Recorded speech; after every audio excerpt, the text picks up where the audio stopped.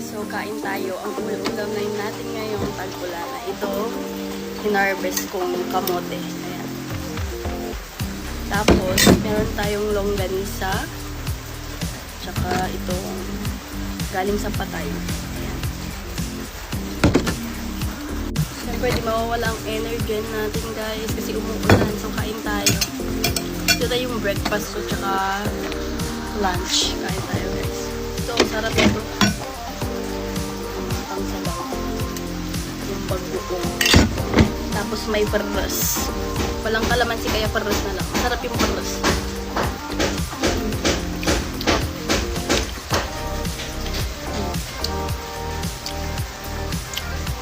Umuulan ngayon. Kain.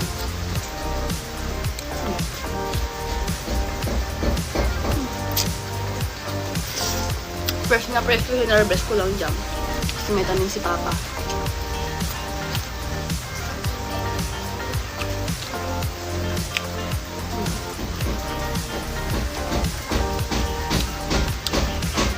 Sarap ng bagoong niya.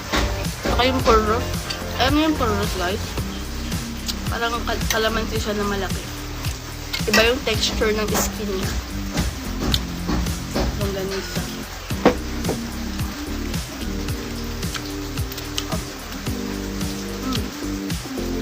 Perfect. Ito di ako masyadong mahilig sa karne.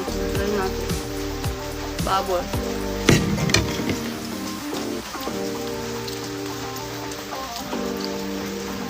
Tapos talaga itong gulay.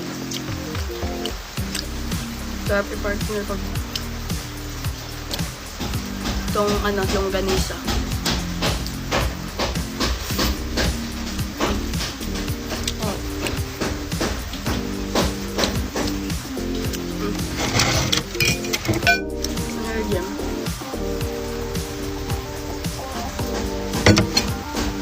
Hindi siya masyadong malamig. Ay, malamig, mainit.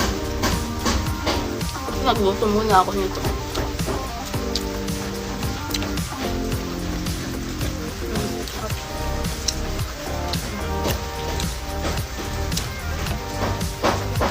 Sarap.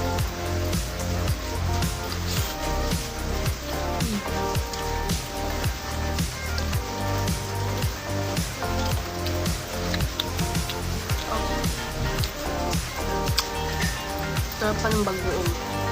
Tsaka yung perros niya. Yun ako kumuha ng perros sa balik. May tanim dyan. Perros ng kapitbahay.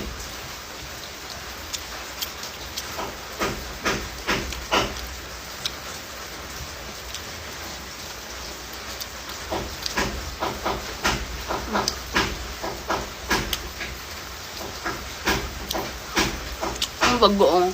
Hindi siya masyadong maalat. Homemade siya. Bili lang namin dyan. Sa kabilang kalsada.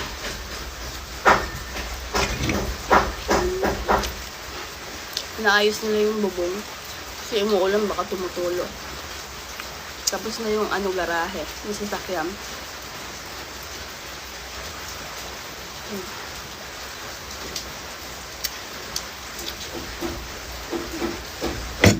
Kain na rin kayo.